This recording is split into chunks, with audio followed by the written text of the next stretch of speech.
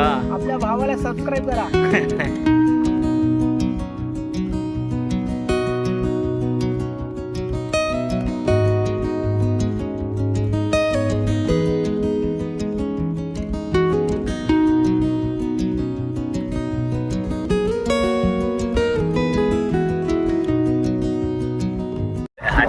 Toll नाका आहे का? हो, टोल नाका आहे. किती गेट आहेत त्याला? आता सध्या तरी दिसायला तरी 6 दिसतात आहेत. 6. चालू नाही का, अंडर कन्स्ट्रक्शन चालू आहे. Under construction. हा कुठे मिळणार हा हायवे? मला असं वाटतंय पुढे जाऊन आपण कर्जत साईडला जातो ना, नेरळ की नेरळ लाईन आहे त्या साईडला जॉईन होतो. इथे समोर थांबव.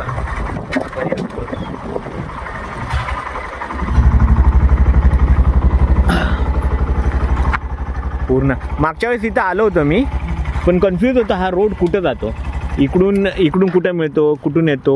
आहे ना, या बिल्डिंग पण बनलेल्या नव्हत्या. हा, पुढे हा जॉईंट होतो की नाही माहित नाही. हा ना, इथं इथपर्यंतच बनलं. गोदरेज विहाची बिल्डिंग आहे ना, त्या बिल्डिंगच्या इकडे ना पुढे जाऊन कदाचित तो जॉईंट होतो. गेल्या वेळेला गेलेलो तिथे जॉईंट नव्हता, तो मध्ये कट होता. आणि तिथे एक बाजूला एक मठ आहे, त्या मठापासून तिथून अजून एक पुढे रस्ता जातो. तो रस्ता नंतरला इकडे कर्जत साईडला जातो. हा किती पदरी रोड आहे? 8 पदरी, 6 पदरी, 8 पदरी रोड आहे वाटतं का 6 पदरी? 8 पदरी असेल. आणि तो त्या हायवेला मिळतो ना तिकडे. हो, हाच आहे ना PH हायवे. हा PH हायवे. त्याच्या पुढे पण एक हायवे ना. जसं चढबीड असले ना त्याच्यात तुम्हाला पुढे सर असं बोलेल मी नाही पाहिजे म्हणजे आराम असतो. हा पूर्ण इकडे 2 पदरी आणि इकडे जास्त काय मला तेच कळत नाही. मला असं वाटतं ना, तो बिना टोलवाला असतो रे, रिक्षावाल्यांना जाण्यासाठी.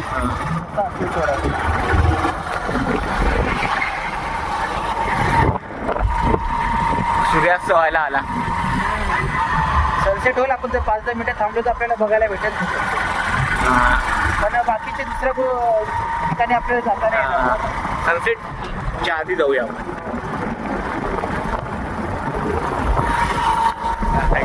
खाली वाटते.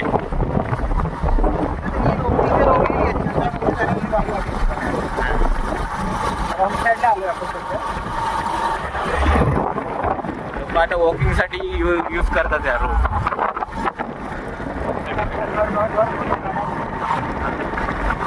2 पदरी रोडच आहे एक्झॅक्टली. गाड्या तरी येतात म्हणा.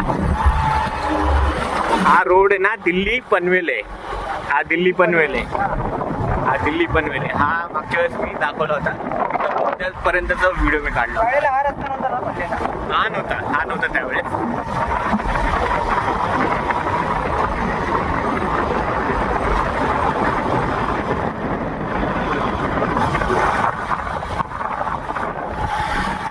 लिहिले पण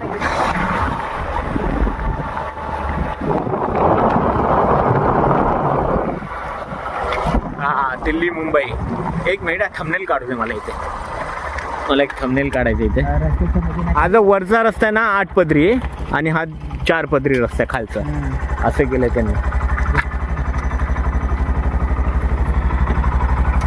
आणि इकडून पण वरती जाऊ शकतो, पण आपण इकडून जाऊया. चल, काही ती मुंबई साईड झाली ना. दिल्लीच्या साईडला क्रीम कलरची सोसायटी दिसते.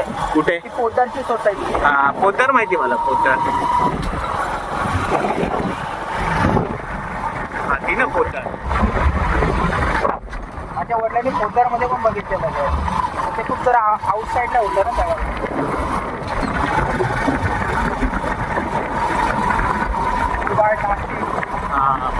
नाशिक 1307 किलोमीटर आहे.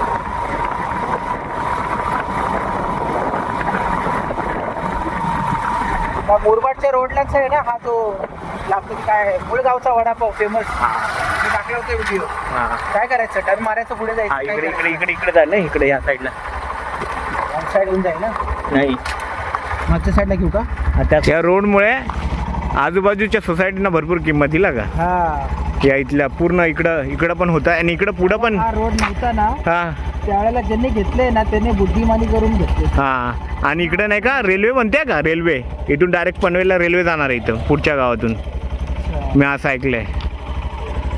जेव्हा होईल तेव्हा होईल, पण सध्या हा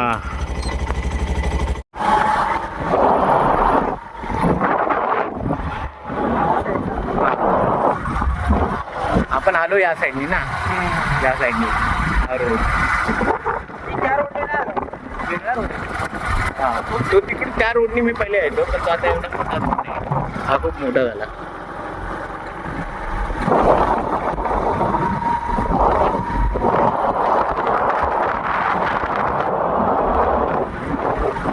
मुख्यमंत्र्याकडनंच उद्घाटन व्हायला रस्त्याचं.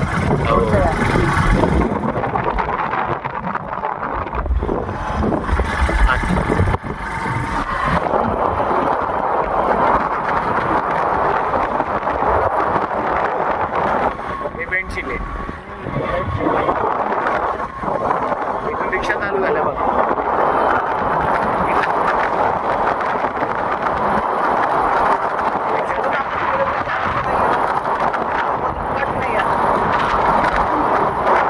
पनवेल, रायगड, मुंबई. रायगड 150 किलोमीटर. हा पनवेल 21 किलोमीटरवर. हा इथून म्हणजे 15 मिनिटात पनवेलला जाऊ शकणार आपण.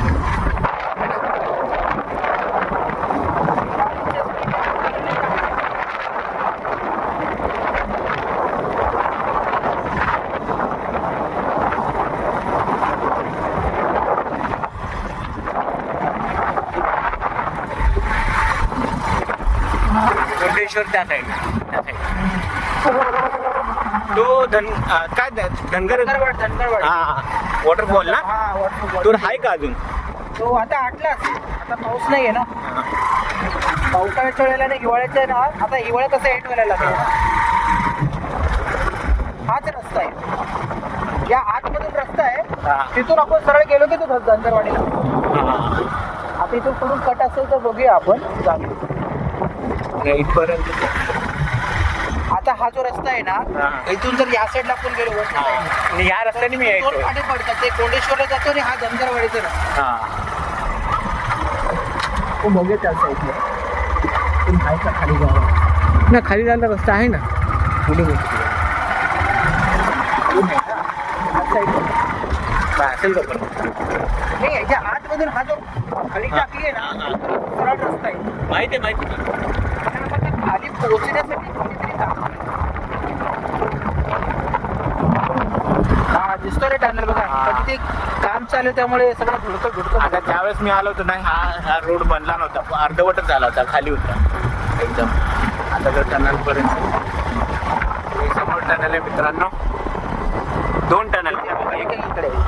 हे बघा तो जो वरचा रस्ता जातोय ना, तिथून ना वरच्या साईडला जर गेलो तो धनगरवाडीचा आहे ना, त्याच्या टॉप वरती आपण पोहोचतो त्या रस्त्यावर. तो कच्चा जो रस्ता दिसतो आपल्याला भुऱ्या कलरचा, मी तुम्हाला त्या साईडनेच घेऊन जाणार होतो. तो खालून येऊन असं फिरून त्या साईडने येतो.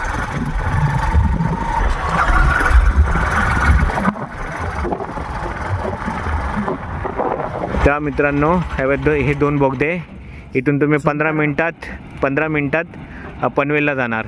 पण हा रस्ता इथपर्यंतच झालेला आहे आणि तिथं कन्स्ट्रक्शन चालू आहे, काम जोरावर चालू आहे. आता किती वेळ लागेल मला माहीत नाही, पण लवकरात लवकर चालू होणार आहे. आता लवकरच काही महिन्यामध्ये चालू होईल. हे ते 2 बोगदे आहेत जे पनवेलला तुम्ही जाऊ शकता इथून. आणि तिकडे एअरपोर्ट इंटरनॅशनल, त्यामुळं इकडे जेवढ्या बिल्डिंग होतील तेवढं जास्त किंमत येईल याला, या एरियाला. सध्या तर काही नाही, उजेड असं बरं झालं ठीक आहे, नो प्रॉब्लेम. कधी दिसतं ॲक्च्युली उन्हामध्ये एवढं खास काय दिसेल मग, काय दिसेल इथं झुंकिंग आवाज आहे. तर खूप प्रॉब्लेम क्लिअर होती, कारण की टोल पण नाही लागत बाईकला आणि अर्ध्या तासात पनवेलला पोहोचेल माणूस. रिक्षावाल्यांचं पण बाता खूप लागणार या साईडला.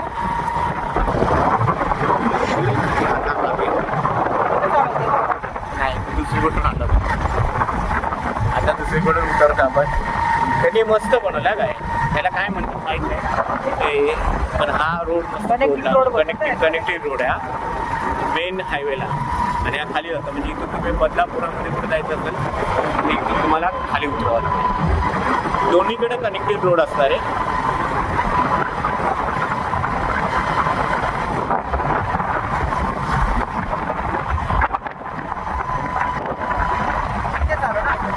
हां त्याच रोडला आपण मगाशी पलीकडच्या साईडने पेन्शिलला जायचं असेल ना तर इकडून खालून जावं. जायचं का त्या side? नाही नाही त्या साईडला काय पण इथे जेवढे फार्म हाऊस वगैरे आहेत, गाव आहेत, त्यांची प्रायव्हसीच आहेत. आहे का नाही? पण प्रॉपर्टीला रेट किती चांगला आहे. हा पण शेत कसे हे जे आनंद असतो गावाचा, शांतता असते, ती निघून जाईल. ते निघून जाईल. प्रत्येक गोष्टीला कसं फायदे असले तर काय काय नुकसान असतं.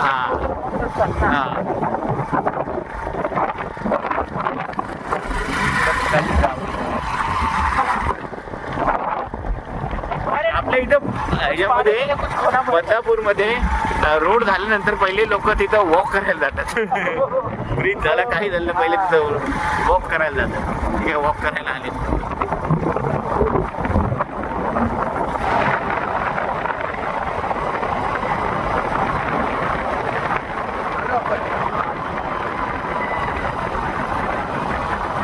National highway authority of India. आम्ही आलो एका धरणाच्या इथं कुंडेश्वरच्या, पण पाणी बिलकुल नाही. पावसाळ्यामध्ये पूर्ण पाणी वाहत असतं इथून.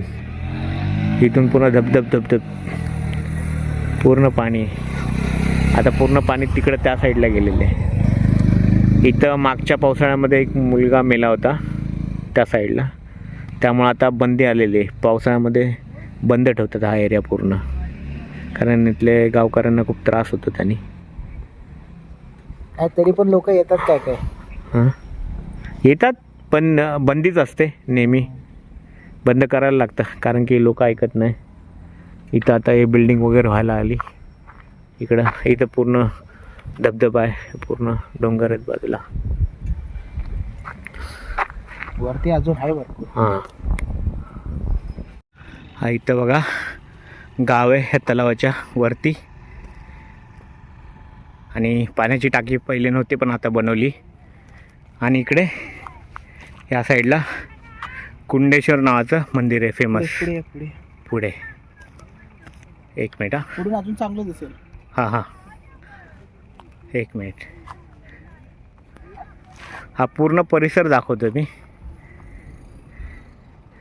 सिटी थोडी लांब राहील, तिकडं तुम्हाला बिल्डिंग नाही दिसत, पण बिल्डिंग त्या साईडला आहे. बघा किती मस्त दिसतं. ते खालची ते तलावाच्या बाजूची शेती आहे ना, तेव्हा ते नांगरून ठेवलं ना तिथं. खाली नको ना उतरू, इथूनच आहे का ना. पुढे बसतो अजून खाली. खाली का? आणि तिथं तुला दाखवू का? नमस्कार मित्रांनो. सबस्क्राईब तुम्हाला दाखवतो. हां आपल्या भावाला सबस्क्राईब करा. कमेंट शेअर कोण बोलणार. त्यासमोर तुम्हाला ते दिसते का असं विहीर खदल्यागत. हां तिथं बघा लाल कलरची पट्टी आहे. हां त्याच्यात उजव्या साईडला हां तिथं मंदिर आहे. हां हां ते शेती केली तिथे कुठेतरी मठ असं काहीतरी समाधी का काहीतरी प्रकार आहे तिकडे. नाही नाही नाही नाही समाधी नाही, मंदिर आहे तिथं.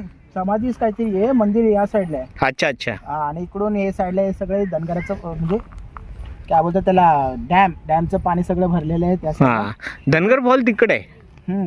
आहे ना त्या तिकडच्या साईडला ना, ते तुम्हाला दिसतं ना डोंगर. हां हां त्या डोंगरवरती बघा छप्पर बिप्पर आहे. त्या साईडने एक रस्ता जातो. हां हां धनगरवाडी धबधबा आहे त्याच्या टॉप साईडला जातो. अच्छा. आणि पलीकडच्या रस्त्याने त्याच्या बॉटमला आपण येऊ शकतो. हां हळू चला का पडशील. सांभाळून या. ते ते ते बुजगावनं बघ कसं मस्त दिसतंय. हो बुजगावनं पुढे गेल्यावर अजून भारी दिसेल.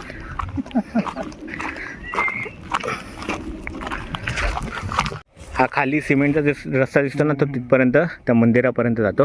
तिथपर्यंत त्या गावापर्यंत पण जातो. आणि तिथून नाही का, तिथून धबधबा येतो ना, तिथून त्या धबधब्यातून पुढे डोंगरामध्ये जाऊ शकतो, पण तिथे जायचं नाही. तिथे आहे ना कोंडेश्वरचा जो धबधबा आहे ना, हां तो टॉप जो वरची साईड आहे ना, तिथून तो पडतो. तिथून तो पडतो खाली. अगोदर तिथे ना एकदम बेकार रस्ता होता. इथे एक विहीर पण आहे, आता हाय माहित नाही, पण इथे एक विहीर पण होती. तिथं ती विहीर आहे. आहे ना, आहे ती विहीर आहे, ती विहीर दिसते ते बाबा. पण काळ्या काळ्याचं हलकं कसं दिसतंय हा. मध्ये. हा ते विहीर आहे पूर्ण मस्त. आता सूर्य मावळला त्यामुळं आता दिसायला चांगलं वाटतंय, पण जेव्हा इथे अंधार होईल ना त्यावेळेला खरं कळेल की किती भयानक वाटतं. नाही ते सवय आहे मला याची. अंधाराचं एकदम. हा बा इथं ही कशी लाईट आहे इथे, माझ्या गावामध्ये ती पण लाईट नाही. सोलारवाली. हा सोलारवाली पण नाही. तू समोर कोण उभं राहिले ना, अशीच वाड्या आहेत. पण आमचे डोंगर खूप मोठे आहेत, हे खूप छोटे डोंगर आहेत, खूप मोठे आहेत आणि असे खाली वाड्या आहेत. आणि तिथं तू बिबट्या जरी आला ना, त्या समोर उभं राहायला कळणार नाही. इतका गडद अंधार. का इतका गडद अंधार. अमावस्यामध्ये तर किती अंधार होत असेल मग. हा असे आमचे बिबट्याने असे गाय बैल खूप नेलेले आहेत, म्हशी. नाही आपण. हा म्हशी, कुत्रे. मला जो दिसला होता तो मला दिसला होता ना बिबट्या, तिकडे दिसला होता त्या साईडला. आणि तो भेटला कुठं, या साईडला वांगणीला इकडे. म्हणजे एवढ्या एरियामध्ये तो फिरत होता आणि त्यांनी बकरी खाल्ली होती. वन विभागाने शोधलं कसं असेल या डोंगराच्या मध्ये घुसून? आता त्यांना ते प्रॅक्टिस असेल ना.